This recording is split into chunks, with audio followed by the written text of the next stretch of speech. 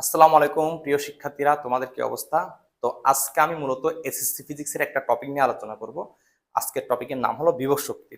তো বিভব শক্তি সম্পর্কে অনেকের কিন্তু একটা ভুল ধারণা রয়েছে। তো আজকে আমি ইনশাল্লাহ আজকের ক্লাসে যে ভুল ধারণাটা এটা আস্তে আস্তে ঠিক হয়ে যাবে। তো আমরা তাহলে শুরু করছি। দেখো, বিভব শক্তি বুঝতে গেলে তোমাকে আগে প্রথমে বুঝতে হবে সংরক্ষণশীল বল কি, যেটাকে আমরা কনজারভেটিভ ফোর্স বলে থাকি।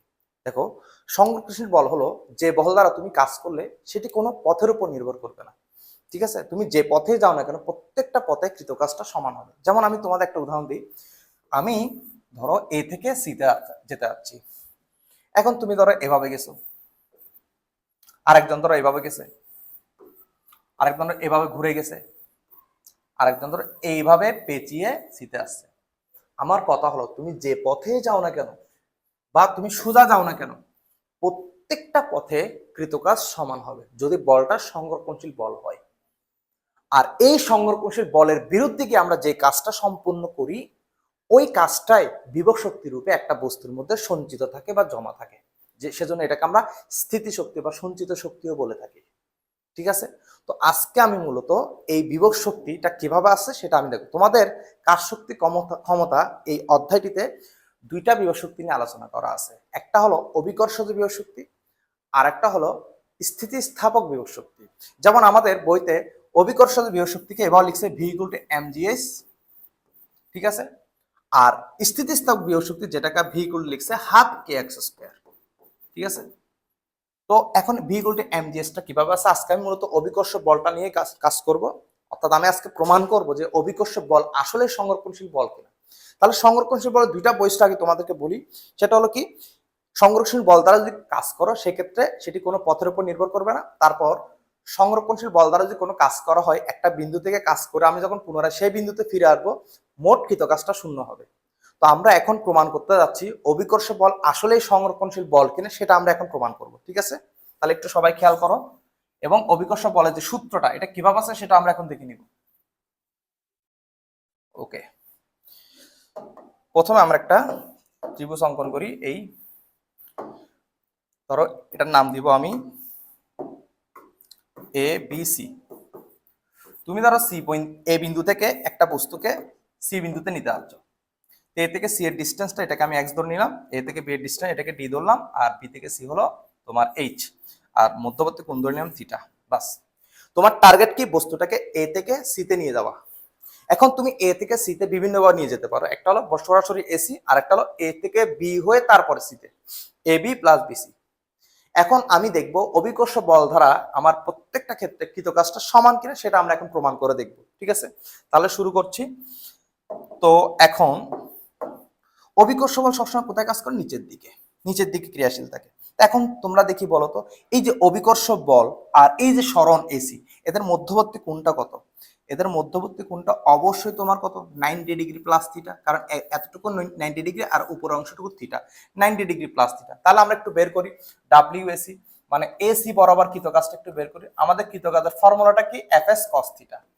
এফএস কস থিটা, যেখানে এফ হলো বল, এস হলো সরণ, আর থিটা হলো সরণ এবং বলের মধ্যবর্তী কোণ। ঠিক আছে, তাহলে এখানে এফ ইকুয়াল টু কি হবে, এমজি, এস ইকুয়াল টু কি হবে, এক্স, আর থিটার পরিচয় কি, 90 ডিগ্রি প্লাস থিটা। অর্থাৎ বল ও সরণের মধ্যবর্তী কোণ কত, 90 ডিগ্রি প্লাস থিটা। আমরা এখন যেটা করতেছি অভিকর্ষ বল দ্বারা কাজ করব। ঠিক আছে, তা এখন দেখো 90 ডিগ্রি প্লাস থিটার ক্ষেত্রে একটা জিনিস বলি তোমাদের, যদি আমি কোনো একটা অ্যাঙ্গেলকে এভাবে প্রকাশ করি n into 90 degree plus minus theta, সেক্ষেত্রে মনে রাখবে 90 ডিগ্রি পাশের সংখ্যা যেটা ওই সংখ্যার যদি বিজোড় সংখ্যা হয় 1 3 5 7 বিজোড় সংখ্যা হয় সেক্ষেত্রে তোমার অনুপাত চেঞ্জ হবে। কিভাবে চেঞ্জ হবে, cos sin হয়ে যাবে, sin cos হবে, tan cot হবে, cot tan হবে, sec cosec হবে। ঠিক আছে, তাহলে এখানে যেহেতু cos আছে সেটা কি হয়ে যাবে, sin হয়ে যাবে, mgx sin থিটা হয়ে যাবে। কিন্তু দেখো এটা কোন চতুর্ভাগে অবস্থান করতেছে, দেখো 90 ডিগ্রি প্লাস থিটা, তার মানে দ্বিতীয় চতুর্ভাগে অবস্থান করতেছে। আর আমরা সবাই ভালো করে জানি দ্বিতীয় চতুর্ভাগে সাইন আর কোসে কি শুধুমাত্র পজিটিভ, বাকি সবকিছুই নেগেটিভ। সেই হিসেবে যেহেতু অনুপাতটা কস আছে সেজন্য এটা কি হবে, নেগেটিভ সাইন আসবে এখানে একটা। তাহলে আমরা এ থেকে সি তে যদি আমি কাজ সম্পন্ন করি তাহলে আমাদের অভিকর্ষ বল দ্বারা কৃত কাজটা হবে মাইনাস mgx sin থিটা। এখন আমরা দেখব আমি যদি এখন এ থেকে বি হয়ে সি তে যাই তাহলে সেক্ষেত্রে কৃত কাজটা সমান হয় কিনা সেটা আমি এখন দেখবো। তাহলে আমি প্রথমে এ থেকে বিতে যাব। এখন আমি এ থেকে বিতে যাব। এখন আমি যাব এ থেকে বিতে, ডাব্লিউ এ বি। ধর আমি সূত্র লিখলাম প্রথমে F S cos theta, F S cos theta লিখলাম। আচ্ছা, তো এফ কত, এমজি, এস কত, ডি, থিটা কত দেখো তো। এই ক্ষেত্রে দেখো, এই ক্ষেত্রে আমি যে এ থেকে বিতে যাই, এটা যদি আমার স্মরণ হয়, এটা যদি আমার বল হয়, তাহলে এদের মধ্যবর্তী কোণ কত ডিগ্রি, 90 ডিগ্রি। তাহলে এখানে আমি যেটা পাচ্ছি সেটা হল থিটা ইকুয়াল টু 90 ডিগ্রি, আর কস 90 ডিগ্রি মান কত, 0। তাহলে আমি এখানে টোটাল কাজটা কত পাবো, শূন্য, শূন্য জুল, শূন্য জুল পাবো। ঠিক আছে, এবার আমি বি থেকে সিতে যাব, এবার আমি যাবো বি থেকে সিতে, বি থেকে সিতে। তাহলে এই ক্ষেত্রে আমার বল কি হবে, এমজি। একটু খেয়াল করে দেখো, একটু খেয়াল করে দেখো, বলটা কোন দিকে কাজ করতেছে, নিচের দিকে, আর সরণতল তার বিপরীত দিকে। তাহলে এখানে মধ্যবর্তী কোণ কত ডিগ্রি, 180 ডিগ্রি। তাহলে এখানে হবে এমজিএস কস 180 ডিগ্রি। তাহলে এখানে আমি যেটা পাচ্ছি মাইনাস এমজিএস কস 180 ডিগ্রি মান হলো মাইনাস, কস 180 ডিগ্রি মান কত, মাইনাস। এখন আমার থেকে এখান থেকে এসির মান, এইচ এর মানটা বের করতে হবে। দেখো তো, এইচ আর অতিভুজ, লম্ব অতিভুজের মধ্যে রিলেশন কি দেখি বলো তো। লম্ব আর অতিভুজের মধ্যে আমাদের কোন রিলেশন থাকে, সাইন থিটা থাকে। তাহলে লম্ব অতিভুজ সমান আমরা সাইন থিটা জানি। ঠিক আছে, মানে লম্ব বাই অতিভুজ সমান আমরা কি জানি, সাইন থিটা। তাহলে সাইন থিটা সমান কি লেখা যায়, লম্ব ডিভাইড বাই অতিভুজ, এইচ বাই এক্স। তাহলে এখান থেকে আমরা বলতে পারি না এইচ সমান এক্স সাইন থিটা, বলা যায় কিনা, এইচ সমান এক্স সাইন থিটা। ঠিক আছে, তাহলে আমি এখন একটু এইচ এর জায়গায় এক্স সাইন থিটা বসাই দিই, minus M G H X sine theta. তাহলে এখন একটা জিনিস খেয়াল করো, আমি এ থেকে বি আর বি থেকে সি টোটাল কৃত কাজটা কত পাচ্ছি, 0 plus minus M G X sine theta. তাহলে এখানে আমার মান আসছে minus M G X sine theta. তাহলে দেখো, তুমি এ থেকে সিতে গেলে যে কাজটা সম্পূর্ণ হয়েছে, তোমার বি থেকে সিতে গেলেও কিন্তু সেই কাজটাই সম্পূর্ণ হয়েছে। সরি, এ থেকে বি হয়ে সিতে গেলে সেই কাজটাই সম্পূর্ণ হয়েছে, মানে প্রত্যেক ক্ষেত্রে কৃত কাজটা সম্পূর্ণ হয়েছে। তাহলে আমরা কি বলতে পারি না, এই যে অভিকর্ষ বল দ্বারা কাজ করলে এটি কোনো পথের উপর নির্ভর করে না, তুমি যে পথে যাও না কেন প্রত্যেকটা পথে কৃত কাজটা সমান হবে। এখন ধর আমরা আরেকটা বৈশিষ্ট্য প্রমাণ করব, এখন আমরা আরেকটা বৈশিষ্ট্য প্রমাণ করব, সেটা হলো আমি এ থেকে সিতে গেছি না, এখন আবার আমি সি থেকে এতে ফেরত আসবো। তাহলে দেখবে টোটাল কৃত কাজটা কি হবে, শূন্য হবে। তাহলে এবার আমি সি থেকে এতে আসবো, সি এ। তাহলে দেখো, এটা হলো আমার ডিরেকশন, সরণের ডিরেকশন, আর আমার এখন বলের ডিরেকশন এদিকে। ঠিক আছে, তাহলে বল আর সরণের মধ্যবর্তী কোণ কত, এটা, এটা যদি থিটা হয়, এটা হবে 90 ডিগ্রি মাইনাস থিটা। ঠিক আছে, তাহলে এবার আসো, তোমার বল কত, এমজি, সরণ কত, এক্স, কস থিটা কত, 90 degree minus theta, 90 degree minus theta. তাহলে এম জি এক্স, তোমাদের বলছিলাম 90 ডিগ্রি পাশের সংখ্যাটা যদি বীজের সংখ্যা, তাহলে কস কি হবে, সাইন হবে, সাইন কস, ট্যান কট, কট ট্যান, সেক কোসেক। তাহলে এটা সাইন থিটা হবে। আর এটা যদি প্রথম চতুর্ভাগে আমরা জানি অল পজিটিভ, তাহলে এখানে পজিটিভ সাইন আসবে, M G X sine theta. তাহলে এখন দেখো তো, তুমি এ থেকে সি তে গিয়ে যে কাজ করছো, আবার সি থেকে এ তে, টোটাল কাজটা দেখো, এটা হবে minus M G X sine theta, আর এটা আসতেছে plus M G X sine theta. ঠিক আছে, তাহলে আমাদের টোটাল কৃত কাজটা কত আসতেছে, 0। তাহলে দেখো, তুমি এ থেকে সি তে গিয়ে যে কাজটা করছো, আবার সি থেকে এতে যখন ফিরে যে কাজটা করছো, টোটাল কৃত কাজটা কি হয়েছে, 0 হয়েছে। ঠিক আছে, তাহলে এটাই হলো তোমার, তার মানে আমরা এখন বলতে পারি কিনা, অভিকর্ষ বল হলো এক ধরনের সংরক্ষণশীল বল, কনজারভেটিভ ফোর্স। আর এই অভিকর্ষ বলের বিরুদ্ধে গিয়ে তোমার যে কাজটা সম্পূর্ণ হবে, সেটাকেই আমরা বলতেছি অভিকর্ষজ বিভব শক্তি। তাহলে আমাদের বিভব শক্তির মেইন সংজ্ঞাটা কি, দেখো, বিভব শক্তির মেইন সংজ্ঞাটা হলো V equal to minus WC. অর্থাৎ সংরক্ষণশীল বলের বিরুদ্ধে যে কাজ সম্পূর্ণ হয়, তাকে আমরা সাধারণত বলে থাকি বিভব শক্তি, পোটেনশিয়াল এনার্জি।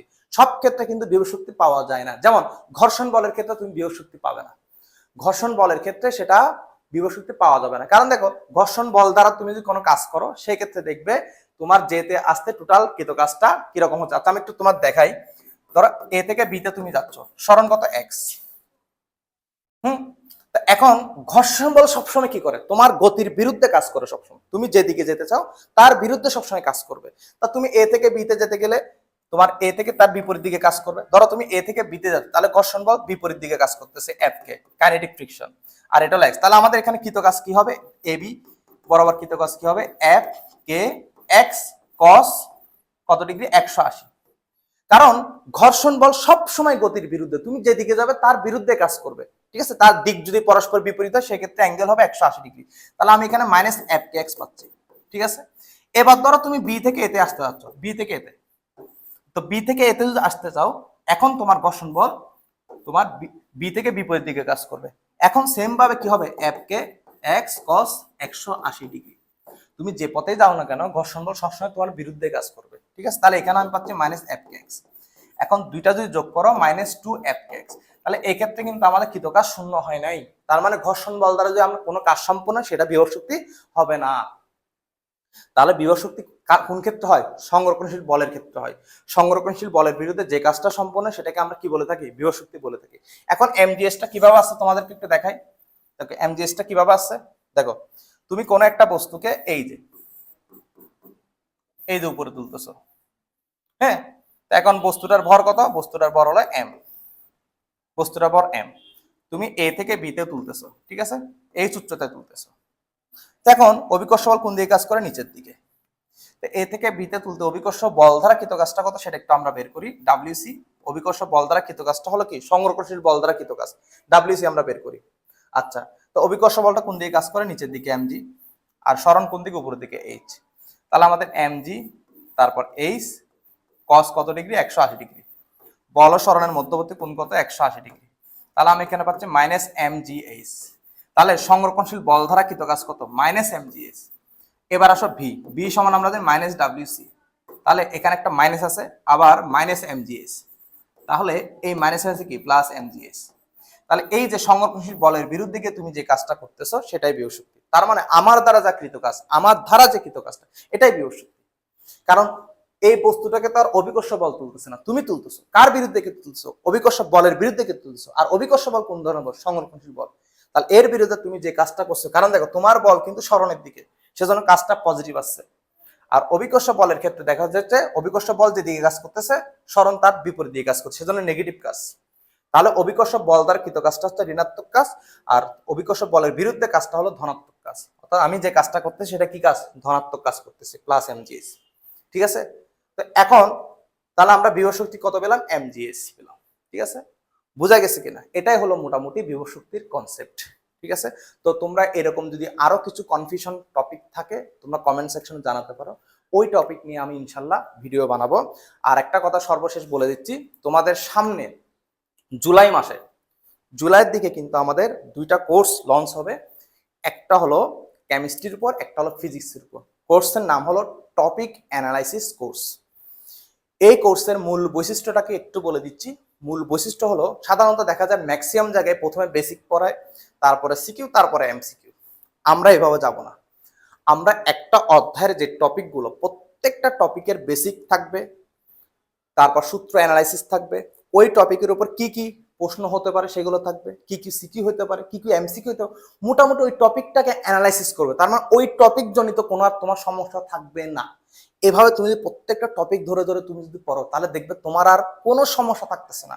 ঠিক আছে, তুমি যদি টপিক ওয়াইজ পড়ো তাহলে দেখবে তোমার আর কোনো সমস্যা থাকতেছে না। সেজন্য আমরা জুলাই মাসে 3 মাসের কোর্স, জুলাই আগস্ট সেপ্টেম্বর পুরো বই কমপ্লিট হয়ে যাবে তোমাদের, একদম টপিক প্রত্যেকটা টপিক ধরে ধরে আমরা শেষ করব। ঠিক আছে, তো আমি তোমাদেরকে অগ্রিম জানিয়ে রাখতেছি, হয়তো জুন মাসের দিকে ঘোষণা আসতে পারে, জুলাই মাসের দিকে আমাদের কিন্তু কোর্সটা লঞ্চ হয়ে যাবে। তোমরা যারা যারা কোর্সটা করতে আগ্রহী তারা অবশ্যই কমেন্টে জানাও। আর মোটামুটি আগ্রহের পরিমাণটা বেশি হলে আমরা আর একটু উৎসাহ পাবো, তখন আমরা কোর্সটা লঞ্চ করে দিব। ঠিক আছে, কোর্সের মূল্য তেমন একটা বেশি হবে না, আমাদের ওয়েবসাইট khanmethodbd.com পাওয়া যাবে। কোর্সের মূল্য সর্বোচ্চ হতে পারে তোমার, সর্বোচ্চ হতে পারে 299 টাকার মতো। ঠিক আছে, এইটুকু। ঠিক আছে, তবে একটা কথা বলি, জুলাই মাসের আগে যারা প্রি রেজিস্টার করবে তারাই কিন্তু আমাদের কোর্সটা 299 টাকায় পাবে। আর যে জুলাই মাসের পরে যায় সেক্ষেত্রে কোর্সের মূল্য হয়ে যাবে 699 টাকা। সেজন্য তোমরা যারা আগ্রহী তারা অবশ্যই কমেন্ট সেকশনে জানাও কোর্সটা কারা কারা করতে চাও, কারা কারা আগ্রহী। বিশেষ করে এসএসসি 27 এবং এসএসসি 28 বেসকে নিয়ে আমরা কাজ করতেছি। জুলাই মাস থেকে তাদেরকে নিয়ে অনেক কাজ হবে, জেনারেল ম্যাথ, হায়ার ম্যাথের উপর টপিক অ্যানালাইসিস কোর্স সবকিছু থাকবে। ঠিক আছে, তো তোমরা যারা যারা কোর্সটা করতে আগ্রহী অবশ্যই কমেন্ট সেকশনে জানাও। তো আজকে এই পর্যন্ত, ভালো থাকবে, সুস্থ থাকবে। ওকে, আসসালামু আলাইকুম।